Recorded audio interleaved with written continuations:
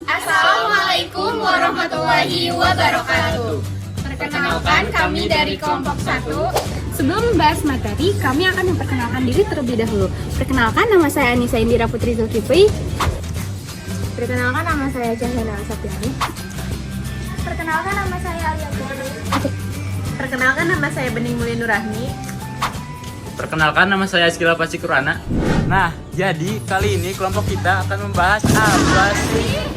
Kelompok kita akan membahas pertempuran medan area Yang terjadi pada tanggal 9 Oktober 1945. Jika kalian Penasaran? Mari simak penjelasan berikut.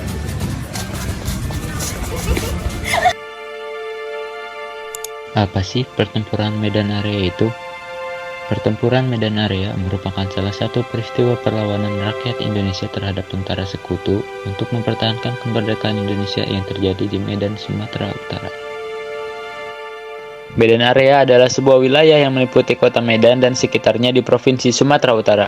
Wilayah ini memiliki sejarah yang panjang dan kaya, mulai dari masa prakolonial, kolonial, hingga pasca kemerdekaan Indonesia. Salah satu peristiwa sejarah yang paling penting dan berdampak di Medan area adalah pertempuran Medan area yang terjadi pada tahun 1945 sampai dengan 1946 antara rakyat Indonesia melawan pasukan sekutu dan IKA. Pertempuran ini merupakan salah satu bentuk perlawanan rakyat Indonesia untuk mempertahankan kemerdekaan yang telah diproklamasikan pada 17 Agustus 1945. Kalian penasaran gak sih kapan insiden pertempuran Medan area ini terjadi? Insiden pertempuran Medan area ini terjadi sejak 13 Oktober 1945 hingga April 1946. Kedatangan tentara sekutu dan ICA ternyata memancing berbagai insiden yang terjadi di hotel yang terletak di Jalan Bali, Kota Medan, Sumatera Utara pada tanggal 13 Oktober 1945. Saat itu, seorang penghuni merampas dan menginjak-injak lencana merah putih yang dipakai pemuda Indonesia. Hal ini mengundang kemarahan para pemuda Indonesia. Pada tanggal 13 Oktober 1945, Barisan Pemuda dan TKR bertempur melawan Sekutu dan ICA dalam upaya merebut dan mengambil alih gedung-gedung pemerintahan dari tangan Jepang. Inggris mengeluarkan ultimatum kepada bangsa Indonesia agar menyerahkan senjata kepada Sekutu. Ultimatum ini tidak pernah dihiraukan oleh bangsa Indonesia. Kemudian pada tanggal 1 Desember 1945, Sekutu memasang papan yang bertuliskan Fixed Boundaries Medan Area atau batas resmi wilayah Medan di berbagai pinggiran kota Medan. Tindakan Sekutu ini merupakan tantangan bagi para pemuda. Pada 10 Desember 1945, Sekutu dan ICA melancarkan serangan besar-besaran terhadap kota Medan. Serangan ini menimbulkan banyak korban di kedua belah pihak. Maka pada Agustus 1946, Komando Resimen Laskar Rakyat Medan Area berhasil dibentuk. Komando ini terus menyerang Sekutu di wilayah Medan, sampai akhirnya pemberontakan melawan Sekutu di Medan terus berlanjut hingga berakhir kekuasaan Belanda di Indonesia pada 1949. Dalam pertempuran Medan area, ada banyak tokoh yang terlibat. Sini aku jelasin peran penting 6 tokoh yang terlibat di peristiwa tersebut. Yang pertama, Brigjen Ted Kelly. Bisa disebut Brigadir Jenderal Ted Kelly. Ia berperan sebagai pemimpin dari tentara sekutu saat melawan rakyat Indonesia dan tentara ICA di Medan pada tanggal 9 Oktober 1945. Kedua adalah Ahmad Tahir. Ia adalah mantan perwira Gyugun, berinisiatif untuk melatih pemuda Indonesia dengan membentuk Barisan Pemuda Indonesia atau sering disebut BPI.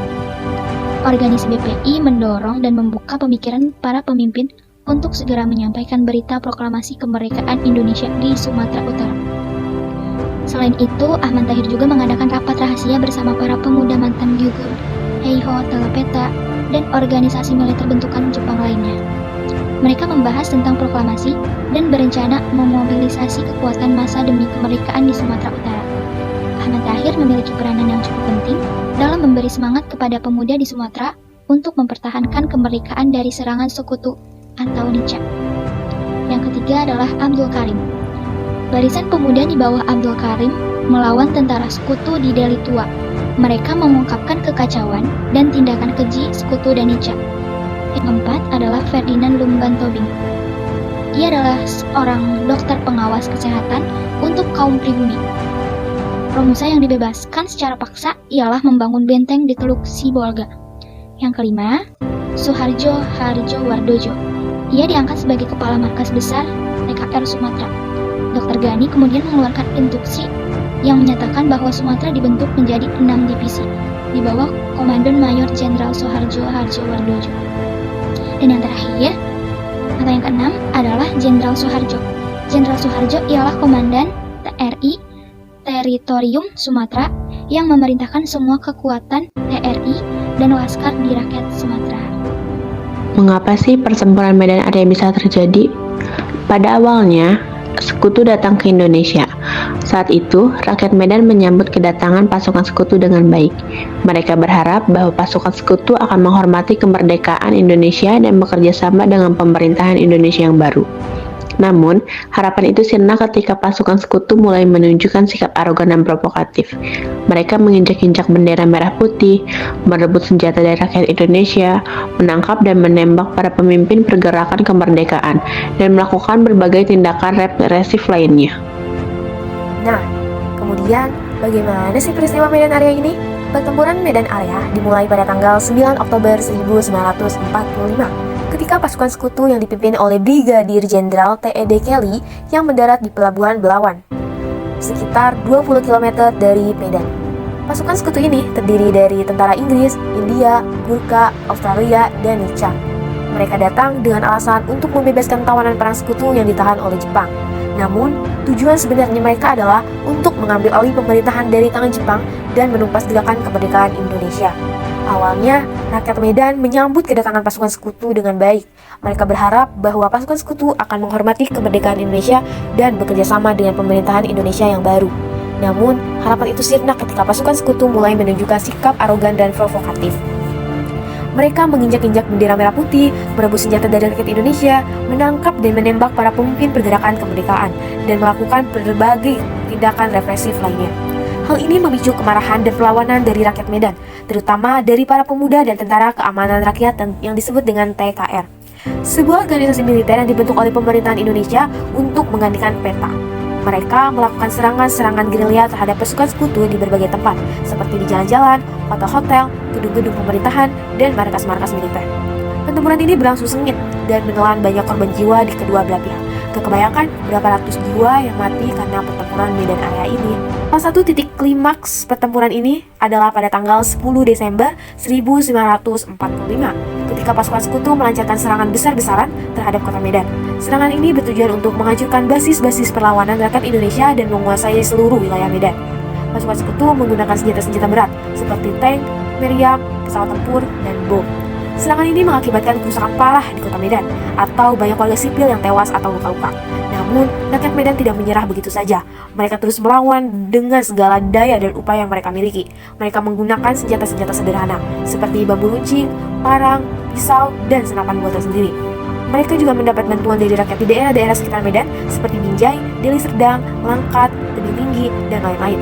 Mereka bersatu padu untuk mempertahankan kemerdekaan Indonesia dari ancaman penjajahan.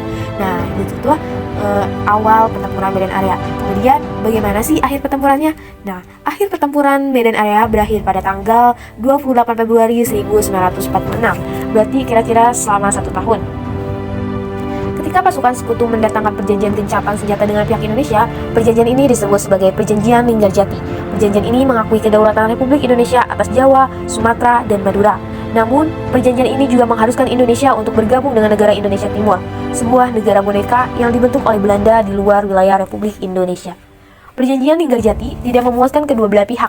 Bagi Indonesia, perjanjian ini dianggap sebagai pengkhianatan terhadap cita-cita kemerdekaan yang seutuhnya. Bagi Belanda, perjanjian ini dianggap sebagai pengakuan sementara terhadap Indonesia yang masih harus diubah sesuai dengan kepentingan Belanda. Oleh karena itu, perjanjian ini tidak berlangsung lama dan segera dilanggar oleh kedua belah pihak. Konflik antara Indonesia dan Belanda pun berlanjut hingga tahun 1949. Nah, kira-kira begitu peristiwa Medan Area. Pertempuran Medan Area adalah salah satu peristiwa sejarah yang penting dan berdampak di wilayah Medan dan sekitarnya. Pertempuran ini merupakan salah satu bentuk perlawanan rakyat Indonesia melawan pasukan Sekutu dan Ika yang ingin mengembalikan kekuasaan kolonial di Indonesia. Pertempuran ini berlangsung sengit dan menelan banyak korban jiwa di kedua belah pihak. Pertempuran ini berakhir dengan perjanjian gencatan senjata antara Indonesia dan Sekutu yang mengakui kedaulatan Indonesia secara de facto. Pertempuran ini memiliki dampak yang besar bagi sejarah Indonesia maupun Sumatera Utara, baik dari segi kerugian maupun warisan. Sekian presentasi dari kelompok kami. Wassalamualaikum warahmatullahi wabarakatuh.